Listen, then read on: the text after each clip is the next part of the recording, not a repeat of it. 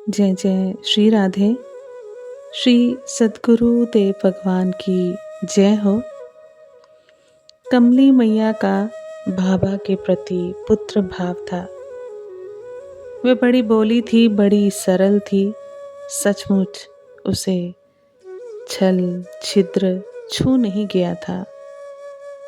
उसकी बाबा के प्रति ऐसी श्रद्धा, ऐसी आत्मीयता उमड़ी कि वह अपने पुत्रों को छोड़कर, परिवार की सुख सुविधा को छोड़कर बाबा के पास यही गीता वाटिका में रहने लग गई। गीता वाटिका में रहते समय कमली मैया ने एक नियम सा बना लिया था।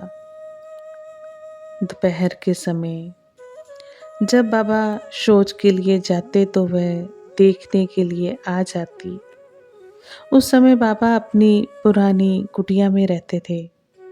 पुरानी कुटिया से मेरा प्रयोजन उस कुटिया से है जिसमें बाबा बाबूजी के महाप्रस्थान के पूर्व रहा करते थे।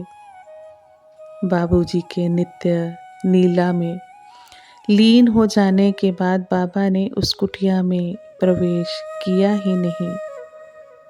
फिर तो बाबा एक वृक्ष के नीचे खुली कुटिया में रहने लगे। कमली मैया वाली बात उस समय की है जब बाबा का निवास पुरानी कुटिया में था।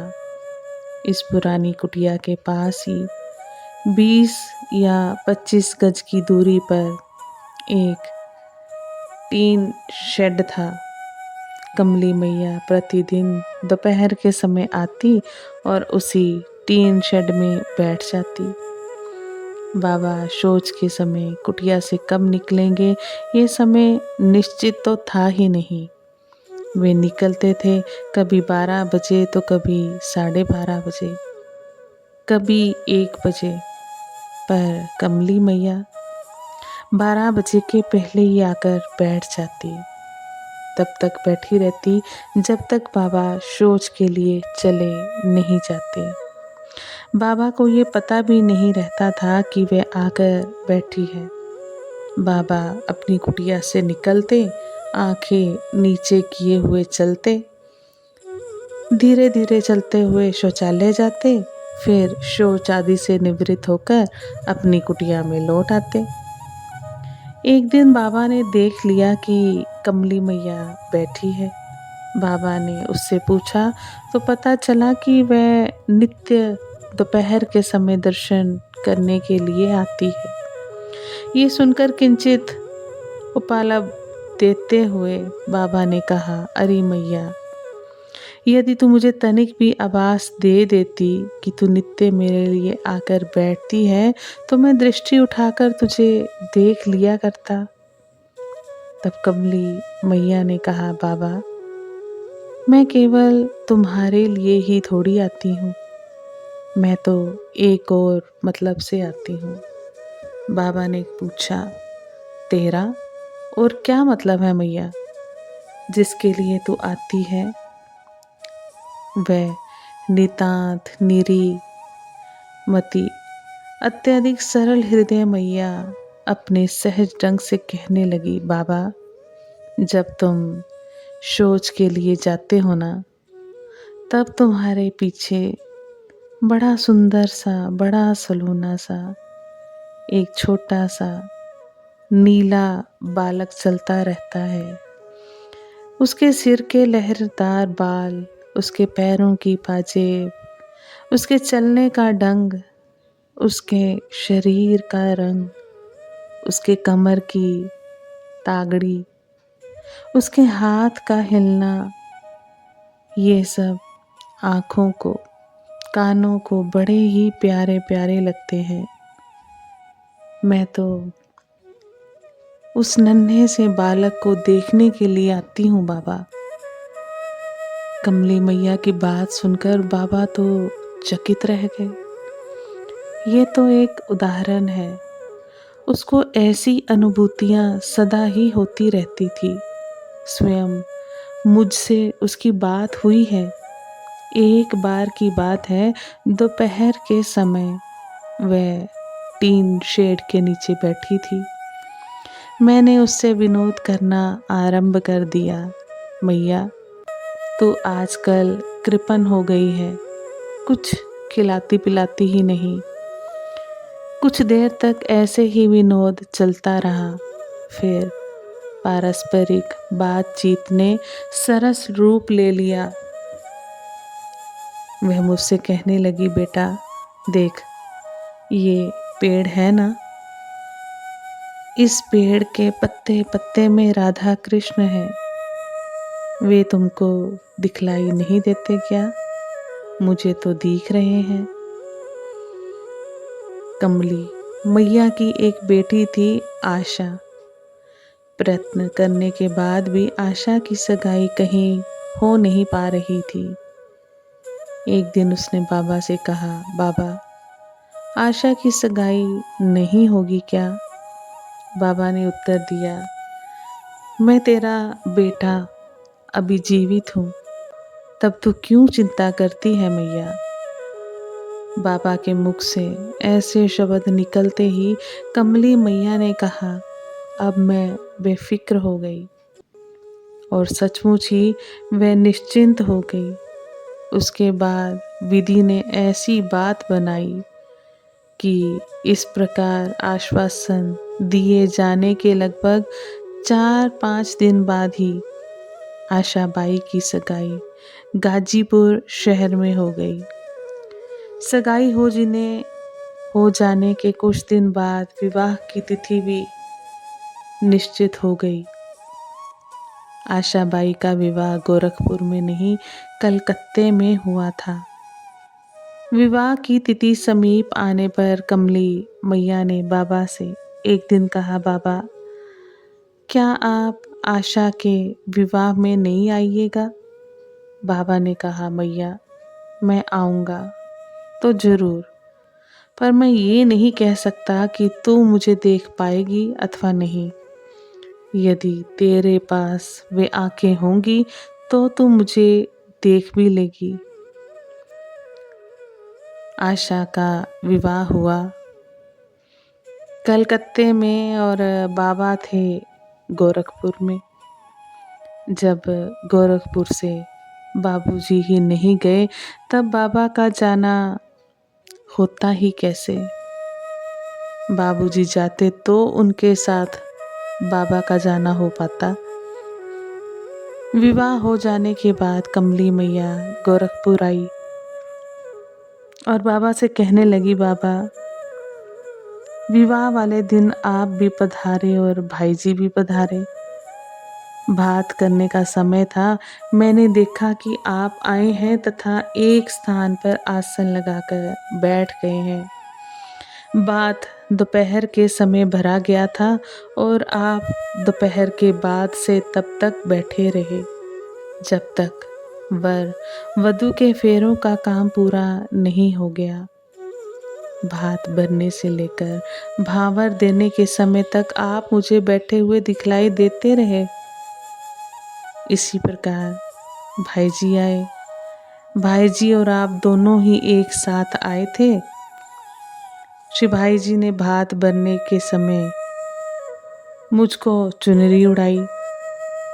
भरने के समय मुझे चुनरी उड़ाई और बहुत बढ़िया चुनरी, और फेरों के काम तक विराजे रहकर विवाह के कार्य में सहयोग देते रहे। कमली मैया को ये अनुभूति हुई, कोई 1 मिनट या 2 मिनट के लिए नहीं, अपितु लगातार अपराह्न काल से लेकर मध्य रात्रि तक। इन्हीं कमली मैया का सन 1962 ईस्वी में मई मास में देहांत हो गया।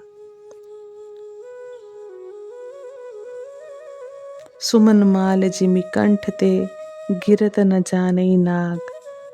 उसी तरह वह 5 भौतिक शरीर का परित्याग करके इस संसार से विदा हो गई। शाम के समय बाबा की भिक्षा के लिए चावलों को चुग रही थी। चावलों से भरी थाली अपने हाथ में लिए कंकड़ कचरा साफ कर रही थी। उसी समय उसके पेट में हल्का सा दर्द हुआ। हाथ की थाली नीचे रखकर वह कमरे की जमीन पर ही लेट गई। लेटने के कुछ देर बाद ही उसने सदा के लिए विदाई ले ली। उसके लेटते ही डॉक्टर बुलाया गया। डॉक्टर साहब पहुंच पाए, इससे पहले ही जा चुकी थी। ये सूर्यास्त का समय था। उसके जाते ही गीता वाटिका में शोक छा गया।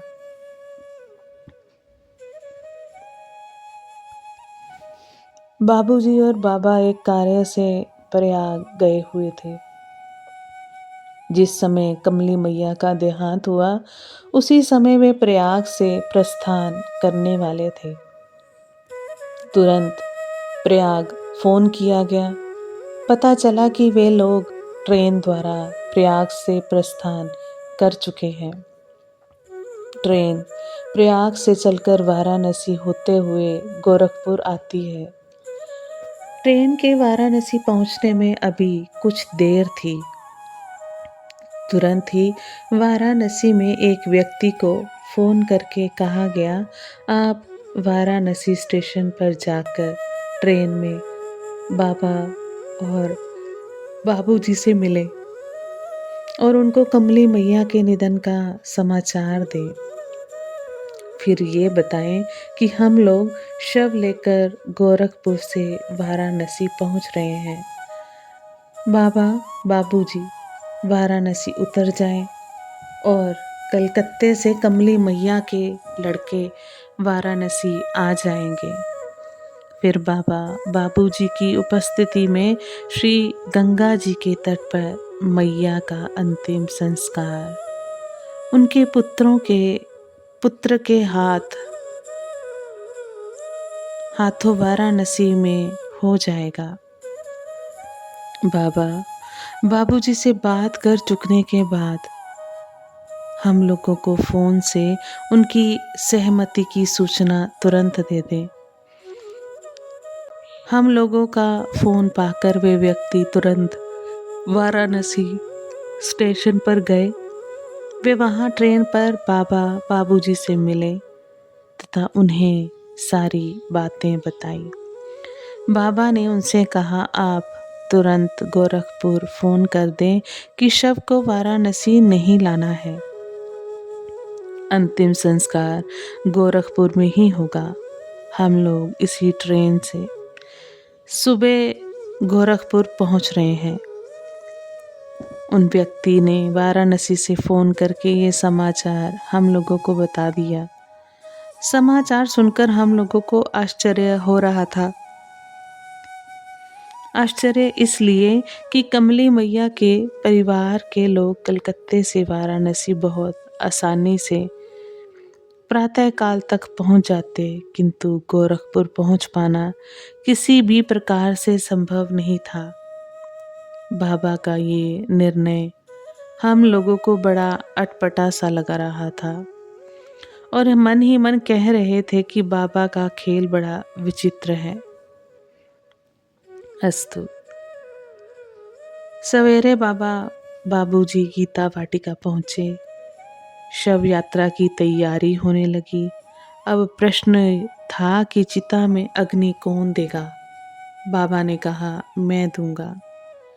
ये सुनते ही बाबूजी क्षुब्ध हो गए और शुद्ध स्वर में ही बोले, ये कौन सा धर्म है, सन्यासी अग्नि का स्पर्श करे और इससे भी आगे बढ़कर किसी की चिता में अग्नि दे।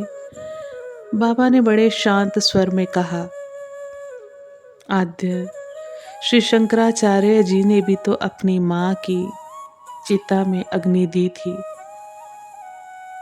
बाबूजी ने कहा, वह तो उनकी जन्मदात्री माँ थी, पर ये क्या आपकी जन्मदात्री माँ है?